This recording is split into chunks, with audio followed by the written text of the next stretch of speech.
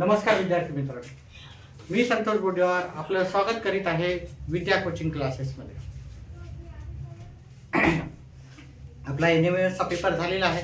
Paper झाल्याच्या नंतर आपण सर्वांनी मार्क चेक केलेच असेल. सर्वांनी मार्क चेक केल्याच्या नंतर मी कट ऑफ सांगितलेली आहे.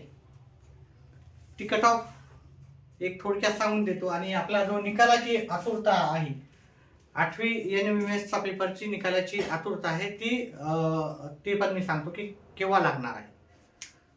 जास्त वेळ नाही घेणार. ह्या परीक्षेचा जो कट ऑफ राहणार आहे ओपन कॅटेगरीसाठी ती 110 ते 120 च्या दरम्यान असू शकते. पेपर सोपा असल्यामुळे ही कट ऑफ कुठेतरी 125 पर्यंत पण जाण्याची शक्यता आहे. ओबीसी कॅन्डिडेटला 100 मार्क ते 110 मार्कापर्यंत कट ऑफ जाण्याची शक्यता आहे. त्याच्यामध्ये 5 मार्क ॲड करा जर पेपर सोपा आहे. होता वेळेचा नक्कीच पेपर सोपा होता. त्याच्यानंतर जर SC आणि ST कॅन्डिडेट्स किंवा अदर ज्या पण बाकी आहेत, उरलेल्या जे पण कॅन्डिडेट्स आहेत, त्याच्यासाठी ही कट ऑफ आपली 85 ते 100च्या आतमध्ये राहू शकते. 85 मार्क असेल तरी तुम्हाला स्कॉलरशिप भेटण्याचे चान्सेस आहेत. आणि ही कट ऑफ वेगवेगळ्या जिल्ह्यातून वेगवेगळी असते. आणि हँडिकॅप पर्सनसाठी पहा, हँडिकॅप कॉलेजसाठी 4% लोक राहतात ज्यांना ही स्कॉलरशिप भेटते. त्यांची कट ऑफ 70 मार्कालाच त्यांना स्कॉलरशिप भेटण्याची शक्यता आहे.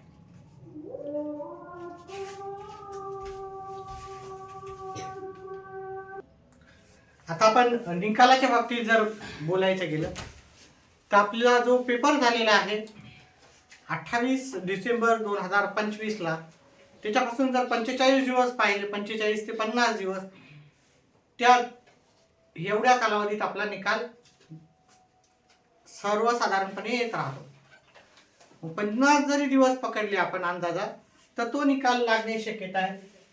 पहा, आपला जो पेपर झाला 28 डिसेंबरला, त्याच्यापासून जर तुम्ही 45 ते 50 दिवस पकडले तर हा निकाल आपल्याला लागण्याची शक्यता आहे 15 फेब्रुवारी 2026 ही त्याची तारीख असण्याची शक्यता आहे. आता त्याच्यामध्ये तुम्ही 4-5 दिवस मागे पुढे करू शकता निकालाच्या बाबतीत, कारण हा निकालाची तारीख अशी वेबसाईटवर अधिकारिक काही फिक्स नाही आहे. त्याच्यामुळे त्याच्यामध्ये थोडासा बदल होऊ शकतो. एक तर थोडे 4-5 दिवस आधी, 4-5 दिवस नंतर येऊ शकतो. म्हणून आपण याचा जी निकालाची तारीख 10 ते 20 फेब्रुवारीच्या दरम्यान असा एक एकंदरीत अंदाज घेऊ शकतो. म्हणून ह्या परीक्षेचा निकाल आहे 10 ते 20 तारीख. ज्या मुलांना, ज्या विद्यार्थ्यांना मार्क भरघोस भेटलेले आहेत त्या सर्वांचं अभिनंदन. आणि ज्यांना मार्क कमी भेटलेले आहेत त्यांनी पण खचून जायचं नाही, अभ्यासाला लागायचं आहे आणि अभ्यास पुढच्या येणाऱ्या परीक्षेसाठी व्यवस्थित चांगला करायचा आहे.